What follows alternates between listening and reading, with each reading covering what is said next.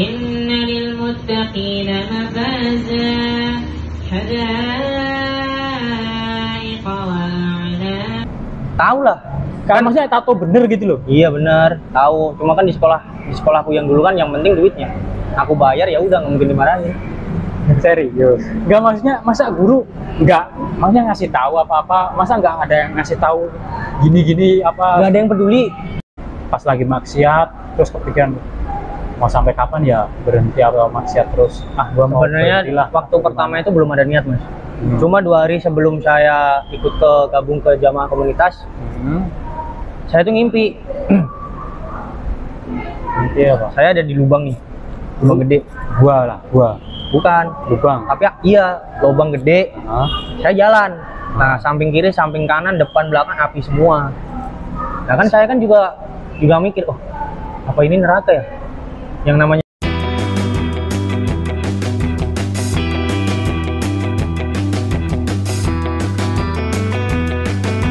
Gimana, Mas Rio? Oke. Aslimu asli mana? Solo. Sukoharjo. Ya Sukoharjo ini Sukoharjo kan itu. Begonang, Mas. Hah? Begonang. Lakul ciu we Jojo. Tonggone tok. Oh, tonggomu. Tapi sampean ra dodolan. Betul. Hah? Betul. Enggak jualan toh. Betul. Iya, maksudnya ya ini ngobrol sharing lah, edukasi untuk maksudnya intinya kita ngobrol hal-hal yang sebisa mungkin positif untuk ya intinya kalau dalam Islam dakwah lah, sharing, muzakarah ya kan. Makanya saya saya penasaran sama Mas Rio, bukan penasaran sih, makanya Mas Rio ini agak unik, dalam artian unik. Mas Rio, Ada apa kok bisa disebut unik? ada apa kok maksudnya kenapa kok bisa disebut unik? Karena ada sesuatu hal yang bisa dikulik atau bisa diambil positifnya itu loh, positifnya loh ya. Dalam artian positifnya, walaupun visualnya kayak gini kan pasti semua orang ada hal-hal yang baiknya gitu loh. Nah untuk Mas Rio mulai pertama kapan? Maksudnya dalam artian pertama kali kan nih, kalau saya lihat kan tatoan nih banyak di YouTube sampai badan penuh. Belum semua sih, belum. Muka ada beberapa. Pertama kali tatoan ini kapan? Dulu waktu lulus kelas 6 SD, kelas 1 SMP. Dulu pas waktu lulus SD, kelas 1 SMP. Tinggal bilang lulus SD gitu aja. Apa tinggal bilang SMP. anjing. Intinya SMP berarti. SMP pertama kali tatoan. Tato, iya. Di mana? Pertama kali nato di mana? Di lengan. Ini dia pasti namanya. Namanya apa sih? Di tangan. Ya di tangan. Di lengan. Iya si lengan ini ya. Ya lanjut. Di sini tuh waktu dulu kemana ya? Ada teman main ke rumah. Terus iseng-iseng buat alat tato pakai apa tuh namanya? Dinamo stick PS itu. Nah, dikasih pulpen, dikasih potongan sendok kan tuh buat. Oh, berarti alat buat tatonya rakitan sendiri, ya. Bukan yang standar. Makanya bukan SNI lah. Bukan pakai koin. Terus. Ya udah. Nah, karena pada gambar rasanya di hati kayak gimana ya? Apa yang nyoba? Bener gak sih? Penasaran. Iya penasaran. Biar kayak anak-anak tuh kayaknya enak juga. Ya udah aku coba. Ya udah jadi. Ini tato pertama kali. Iya. Ini. Dalamnya. Yang ini kemarin. Enggak, emangnya tatonya ini konsep bisa maknya tunjukin. Nah, itu konsepnya apa ini? Konsepnya maksudnya kok gambarnya kayak gitu, konsepnya apa? Saya lebih suka tertawa daripada bersedih. Siap.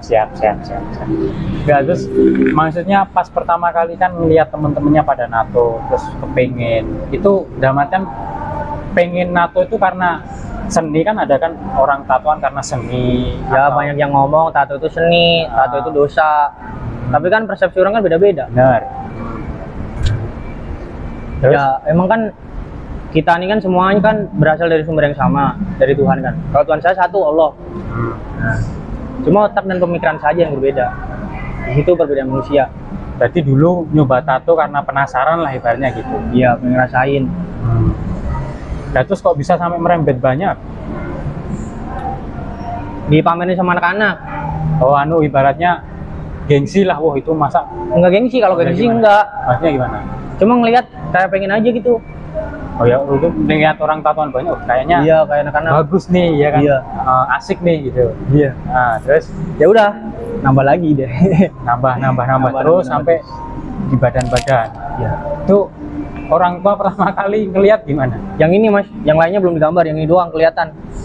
Iya, ya itu jelas Dipupulin kelihatan. itu dipupulin pakai apa tuh? Selang air itu loh. Oh, pertama kali orang tua ngelihat langsung itu. Iya. Ya udah aku tambahin lagi.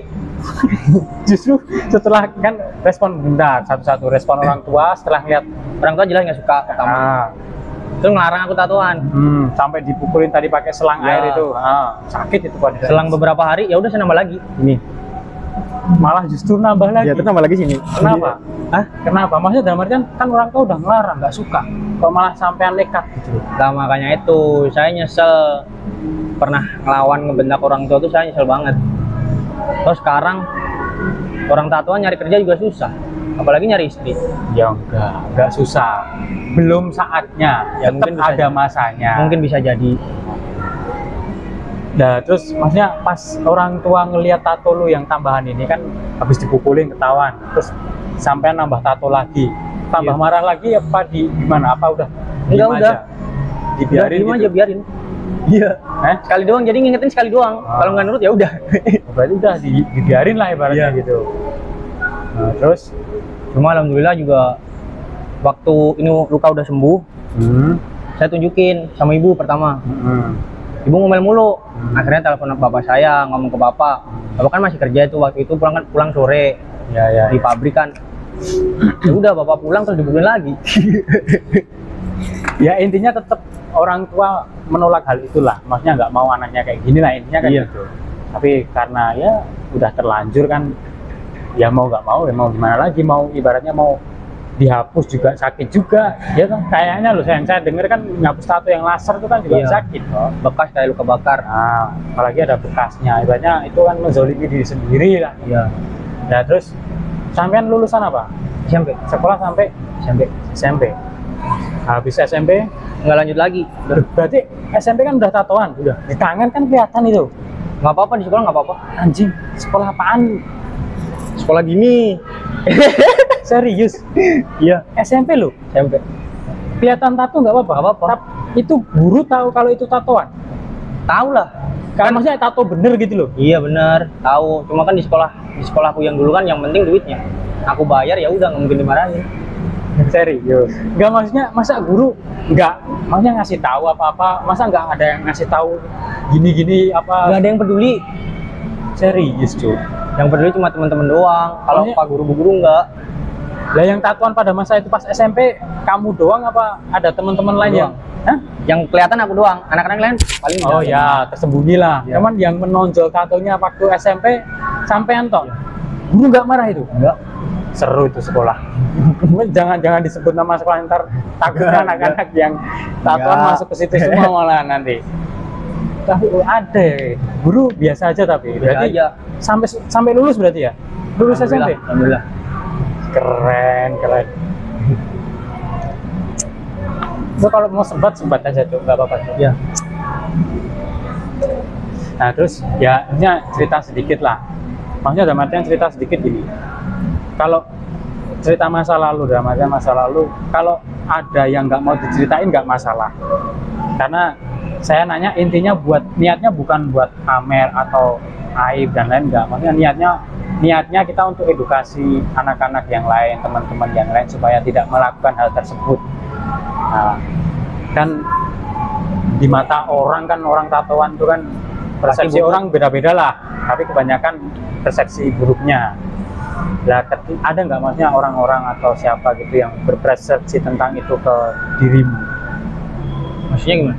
Dia tuh ngelihat kamu tatoan tuh, pasti anak nggak bener nih. Tapi ya walaupun memang nggak bener juga, ya nggak tahu sih. Nah, itu Ada gimana? mas, ada. Dulu kan saya kenal sama cewek. Katanya dia mau nemuin aku sama orang tua dia. Orang tuanya. Ya. Mau dikenalin. Iya. Terus kan aku samperin nih. Nah aku nyampe rumah dia malah diusir sama ibunya. Kenapa? Gara-gara tato. Gara-gara tato? Iya. Diusir? Iya. Tapi itu waktu dulu banget. Ya. Sekarang anaknya tuh yang perempuan udah tatoan juga. Anaknya malah tatoan? Iya. Dulu padahal nggak tatoan? Iya, dulu nggak. Dulu nggak tatoan, ibunya Marah-marah ke saya. marah-marah ke sampean karena tatoan. Iya. Sekarang Anaknya tatoan lagi. Terus itu ibunya gimana ngeliatannya tatoan? Ya nggak tahu. Hah? Udah habis itu aku langsung lost kontak sama dia. Udah aku lepasin dia.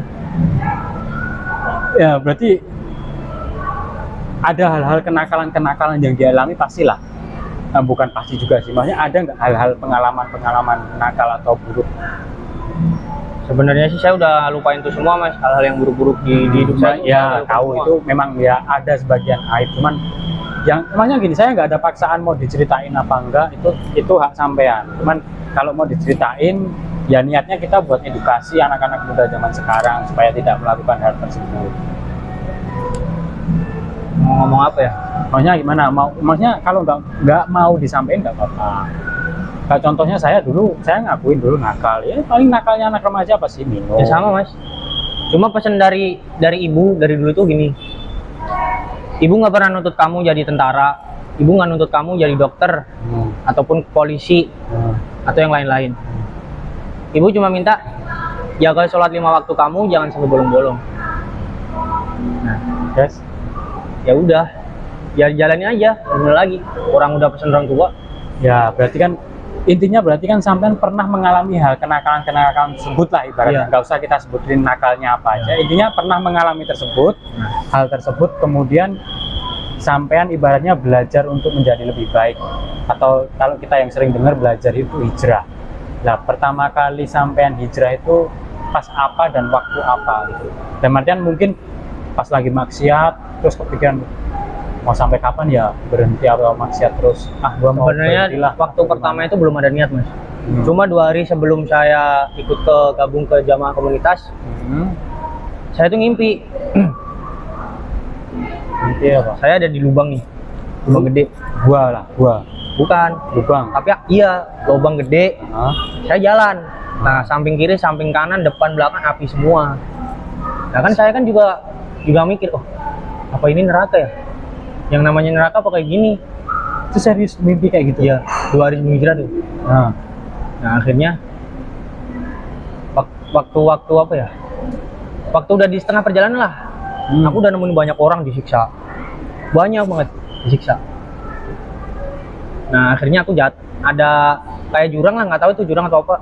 Ya udah saya jalan terus, tiba-tiba saya jatuh Jatuh ke jurangnya itu? Iya, jatuh terus saya bangun.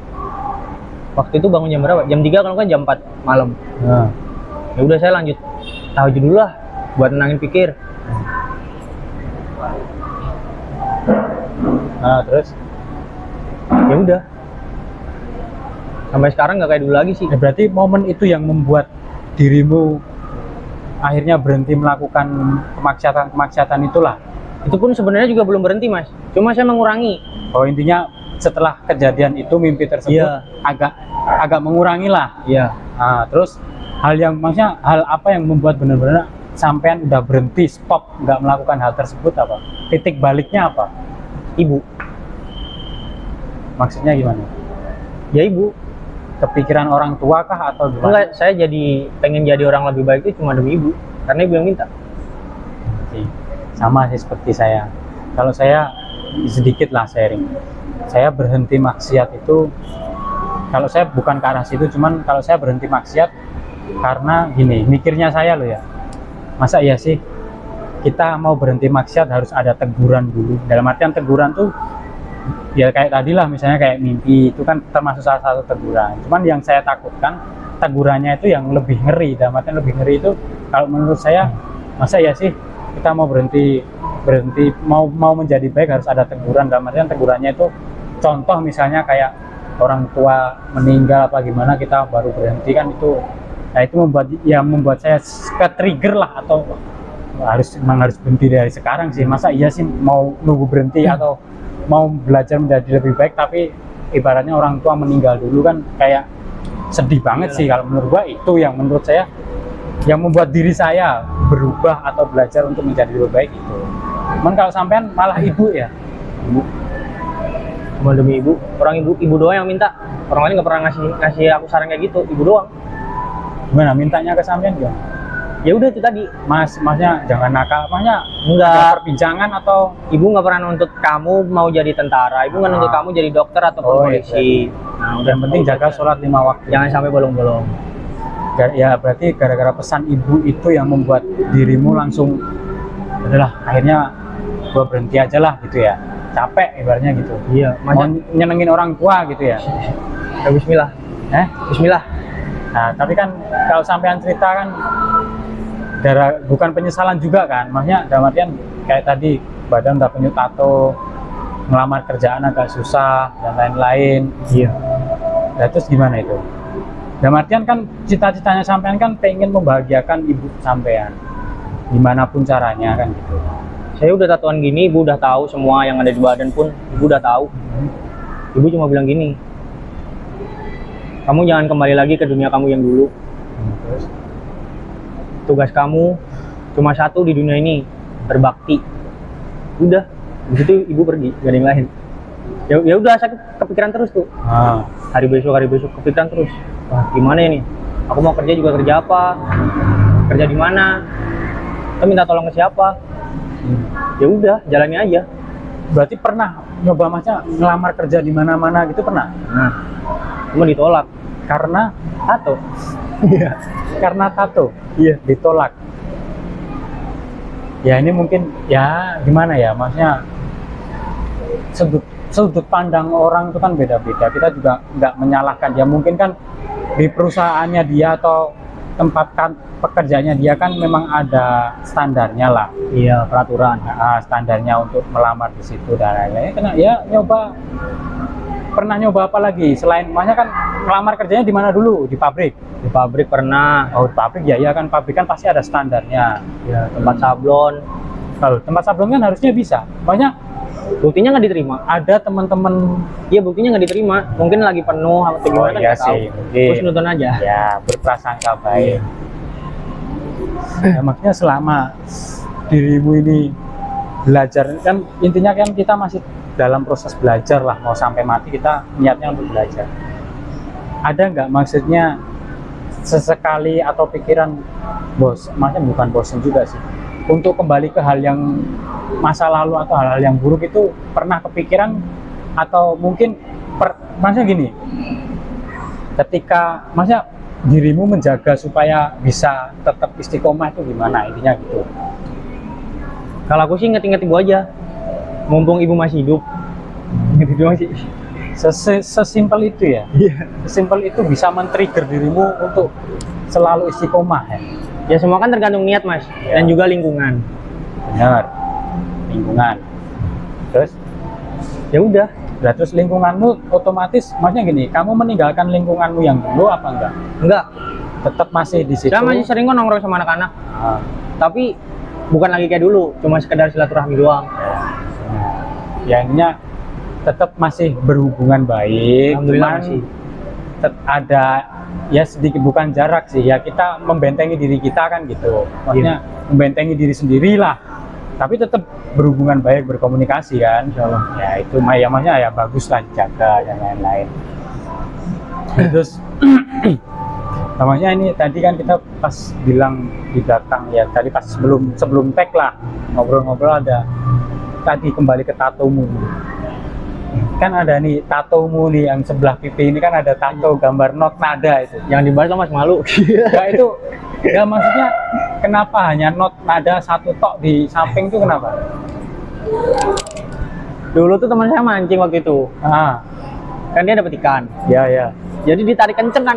benar. Kan soalnya kan Semangat lah, Iya, dapat semangat. mancingnya juga pakai kayu doang, terus dikasih apa tuh? Senar. Ya senar talinya Iya, pancing lah, simple lah. Nah, dikasih itu doang. Ditarik kenceng tuh. Akhirnya kan lepas. Terus yang itu lepas? kailnya nyantol di sini. Kailnya cok. Iya. Kail itu nyantol di Iya, sini. masuk, Mas. Kailnya nyantol di sini, Iya. bolong berarti. Bolong. Tapi kecil. Iya, kecil doang. Nah. Cuma nggak nyampe dalam sih. Cuma luaran doang. Berdarah berarti itu, ada luka. Iya, di doang, nggak apa-apa lah. Sobek. Ya nggak sobek sih. Oh, berarti Cuma kayak titik. Oh, terus nempel di sini untuk nutupin lukanya itu dibikin tato di situ. Iya. Ya, berarti tatonya itu gara-gara tragedi berarti. Iya, tragedi itu. Oh, buat nutupin luka lah ibaratnya gitu. Konyol juga ya berarti ya. Nah itu sini ini apa? Tanda tanya kebalik di sini itu apa? Satu doang. Saya kebanyakan nanya, Mas. Bagus. Orangnya kebanyakan nanya. Kebanyakan nanya itu kadang-kadang ya ada bagusnya ada enggaknya. Ada bagusnya ketika yang kita tanyakan tentang yang kita nggak tahu, dalam artian apalagi sampean kan baru belajar agama. Ya saya juga baru belajar, sama-sama belajar. Bertanya tentang agama itu wah bagus banget buat pengetahuan dan lain-lain. Nah terus gimana? Maksudnya selama dalam perjalanan proses hijrahmu ini, Gimana? pasti kan ada itu apa? Ya kayak tantangannya lah. Ada, Mas. Aku udah lama banget nggak ketemu sama anak-anak. Maksudnya teman-temanku yang dulu udah jarang banget ketemu sama dia. Terus waktu itu aku kan tengah malam ambil sholat tahajud. Aku doa sama Allah. Ini gimana kok teman-teman pada ngejauh semua?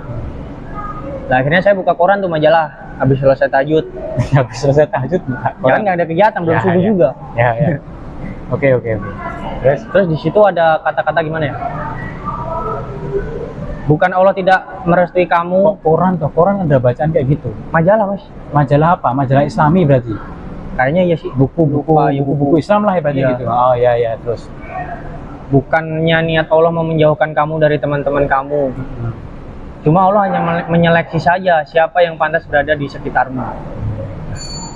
Terus Masuk juga nih, saya bilang gitu kan. pasnya ada ya terus. Iya. Ya udah, habis itu aku kan nyari anak-anak yang lama di tempat tongkrongan lama, nggak ketemu. Nah, selang beberapa tahun, anak-anak udah pada hijrah. Aku seneng banget dong. Maksudnya udah belajar hijrah juga. Iya, sama. Alhamdulillah. Dengar kabar itu seneng juga. Alhamdulillah seneng. Nah, terus akhirnya bisa ngumpul lagi. Iya, cuma beda tempat doang. Ya ngumpulnya di tempat maksudnya di perkumpulan hal yang baik lah, Ya, positif. yang baik. Seneng juga. Tapi berarti sampai sekarang masih hubungan dengan teman-teman yang belajar hijrah itu masih. Terus maksudnya apa? Terus kan ketemu nongkrong dan lain-lain. Berarti kan pembicaraan hal yang dibicarakan dulu sama sekarang kan beda. Kalau dulu kan nongkrong pas zaman dulu kan bahasnya ini itu yang lain yang negatif lah. Nah, terus ketika teman pada hijrah ketemu nongkrongnya bahasnya apa? Minta tolong buat diajarin ngaji. Diajarin ngaji. Saya dengar juga sih dari teman-teman, makanya dirimu ini banyak itu ya hafalan-hafalan. Maksudnya banyak hafal surah-surah di Al-Quran. Alhamdulillah, Mas. Alhamdulillah. Surah apa aja yang sampean hafal? Ada beberapa surat lah. Makanya ada berapa surat yang sampean hafal? Yang panjang-panjang lo ya? Yang nggak semua sih, Mas. Yang nggak semua. Nggak semua dihafal, cuma ada gitu aja. Ada beberapa surat Ya, alhamdulillah. Yang paling panjang apa? Yang sampean hafal dari awal sampai akhir? Al-Hujurat mungkin. Al-Hujurat. 27. Itu berapa ayat pada? 18 ayat, cuma satu ayatnya 4 baris, 5 baris. Oh iya, I see. Al-Hujurat ya. Salut sih gue sama. Jujur iri sih, gue sama lu iri. Maksudnya gini, dalam apa ya, daya tangkep lu, daya ingat lu kuat sih daripada saya. Makanya untuk hafalan kayak gitu loh. Iya. Saya akuin sih kurang untuk hafalan kayak gitu. Cuman sampean dengan ya ini yang saya bilang tadi, uniknya sampean di situ. Hafalannya bisa kuat, bisa ngapal beberapa surah-surah panjang. Itu sip lah, unik lah intinya gitu. Nah, Itu saya yakin banget loh, Mas. Kenapa saya bisa jadi kayak gini? Itu pasti ada doa dari orang tua di belakang saya. pasti. Nggak mungkin enggak. Orang tua pasti mendoakan yang terbaik untuk anaknya itu pasti. Makanya setelah sampean sekarang masih, maksudnya dalam artian sekarang banget ngomongnya. Sekarang dirimu kan tahap belajar hijrah lah menjadi lebih baik dan lain, untuk menyenangkan orang tua dan lain-lain. Ada nggak maksudnya pemikiran-pemikiran atau keresahanmu atau risaumu setelah belajar agama ini apa? Desa umat. Maksudnya risau umat, risau gimana? Umat tuh semua manusia atau gimana? Iya, yang muslim. Terutama yang muslim. Mukmin. Ya, gimana? Sebenarnya kan Islam udah jaya kan dari dulu. Jadi kayak pemabuk, pezina, atau pelaku maksiat lain kan Udah ada udah dari dulu. Ini coba kita lihat zaman sekarang ini banyak banget kan banci yang seliweran, ya kan? Banci-banci kayak gitu. Coba di situ ada Umar bin Khattab. Pasti kepala mereka udah di bawah. Ya, itu kan beda zaman lah ya. Iya, makanya. Maksudnya keresahannya yang apa, supaya umat atau manusia terutama yang muslim ini supaya maksudnya gimana? Supaya bisa lebih taat lagi, atau ayo belajar bareng-bareng hijrah dan lain-lain, atau gimana? Kalau pesan sih sebenarnya ada. Yeah. Cuma satu doang sih. Maksudnya pesen gimana? Ya, mungkin untuk pesen anak-anak muda lah. Sampean kan juga masih muda. Jangan pernah tinggalin sholat, sekalipun hidup kalian bangsat. Itu aja sih. Ya memang sih. Terus apalagi ya? Ya cuma itu doang sih. Karena kan kalau kita mabuk, habis mabuk kita sholat, nggak apa-apa kan, nggak ada yang larang. Ya mungkin ada orang ngomong, orang mabuk itu sholatnya nggak diterima 40 hari. bener. Lah kalau sholatnya nggak diterima 40 hari, terus itu si pemabuk itu sholatnya kapan? Mau tiap hari mabuk? Ya intinya gini. Jadi untuk meluruskan, jadi intinya kita pisahkan dengan hal, maksudnya gini, sholat sendiri, berbuat maksiat itu sendiri. Karena dalam artian gini, kita walaupun ngelihat orang, oh itu kayaknya sholat tapi mabuk-mabukan, jangan salahkan sholatnya gitu. Iya, soalnya kan salah itu yang bisa ngubah. Salahkan orangnya. Dalam artian gini, oh itu masih bagus, dia masih ibaratnya mabuk tapi masih mau sholat, ibaratnya kan, daripada yang nggak mabuk tapi nggak sholat kan. Nah, dalam artian sholat itu gini, saya pernah dengar ceramahnya Gus Baha. Orang sholat itu sebuah rezeki, nikmat yang sangat besar. Dalam artian kita udah kita sujud dalam sholat itu udah karunia yang besar gitu. Makanya jangan disangkut pautkan masalah sholat ibadah dengan keburukan orang gitu. Itu sendiri, keburukan orang itu sendiri, dia sholat itu sendiri juga. Karena gini, orang sholat itu karena dia tahu, maksudnya dalam artian ini kewajiban saya sebagai hamba ya harus taat gitu. Walaupun saya di luar maksiat, tapi ya setidaknya dia pengen lah melakukan suatu kewajiban gitu loh. Ini kan kewajiban saya sebagai muslim. Toh suatu saat pasti saya yakin orang yang walaupun maksiat, terus ya intinya maksiat sholat, terus dia di luar maksiat, walaupun maksudnya gini, dia bisa jaga sholatnya, insya Allah kedepannya pasti dia akan berhenti dari maksiat itu gitu loh. Karena kan di dalam ayat Al-Quran sendiri kan dikatakan yang artinya kan kalau tidak salah, sholat itu dapat mencegah dari perbuatan keji dan mungkar kan gitu. Ya nggak apa-apa, kita masih ada berbuat maksiat, jangan tinggalin sholat tadi, bener. Karena suatu saat pasti insya Allah dengan kita terus bisa istiqomah sholat, menjaga sholat kita itu, insya Allah perbuatan maksiatnya itu akan hilang dengan sendirinya. Itu yang saya yakini. Cuma akhir zaman ini pada susah mas sekarang. Maksudnya susah? Bahkan seorang anak pun berani banget menjadikan ibunya sebagai pembantu di rumah. Contoh nih, baju udah beberapa hari dipakai kotor, ya udah tinggalin aja di cucian, nggak peduli yang nyuci siapa, pasti kan ibu. Ya kan? Ya berarti kan kayaknya dari mana gini, kalau yang saya tangkap, diri ibu ini benar-benar sama ibu itu banget ya, sayang banget. Ya harus mas. Ya maksudnya takut banget, berarti mana dalam artian gini, takut kehilangan sosok ibu ya. Ya takut lah mas, itu kan pintu surga saya yang saya miliki sampai saat ini, nggak ada yang lain. Pintu surga saya cuma di ibu. Ini kalau wanita, cewek udah hijab kabul sama cowok, kan jadi kan dosa si wanita, contohnya seperti meninggalkan sholat dan hal lain-lain kan ditanggung sama si cowok.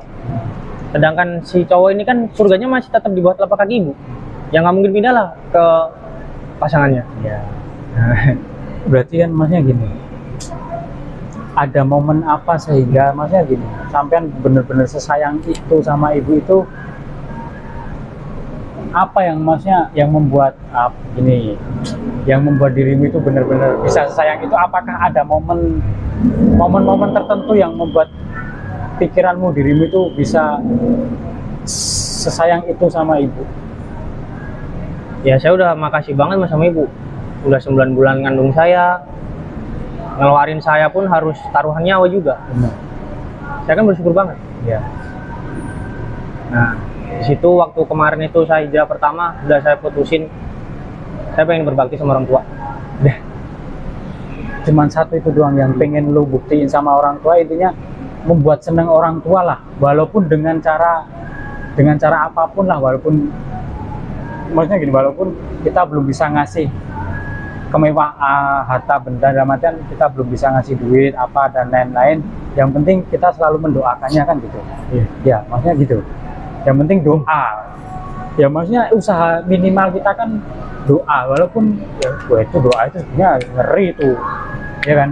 Doa kan senjata umat muslim. Benar. Terus maksudnya pernah nggak ada momen, ya kan Pak, kalau lu bisa sesayang ini sama ibu kan pasti lu kan pernah apa ya, gini, ada momen ketika lu ngecewain ibu lu sampai nangis-nangis, terus mau sekarang udah belajar hijrah, mau memperbaiki itu atau gimana, maksudnya ada pikiran kayak gitu nggak, sampai maksudnya gitu sampai dirimu ini sesayang itu sama ibu? Ada pernah momen-momen kayak gitu nggak? Ya keinget yang dulu-dulu aja mas, saya waktu sekolah udah ngerepotin orang tua banget. Saya SMP pun pindah sampai 6 kali pindah sekolah SMP doang. Nah itu orang tuaku udah ngeluarin biaya berapa juta tuh buat ngurusin aku doang, belum lagi yang lain-lain. Aku mabuk, pulang-pulang tepar kan, aku langsung tidur biasanya. Dulu pernah aku nggak mau di rumah, ingat itu saya. Ya udah semakin kesini kok ibu sama bapak semakin menua gini ya. Terus aku juga udah bisa apa sih? Aku juga belum bisa ngasih apa-apa. Ya udah, saya udahin aja semuanya. Udah aku akhiri semuanya kenakalan aku, dan aku udah janji sama diriku sendiri bakalan berbakti sama orang tua. Udah gak ada yang lain. Mantap sih.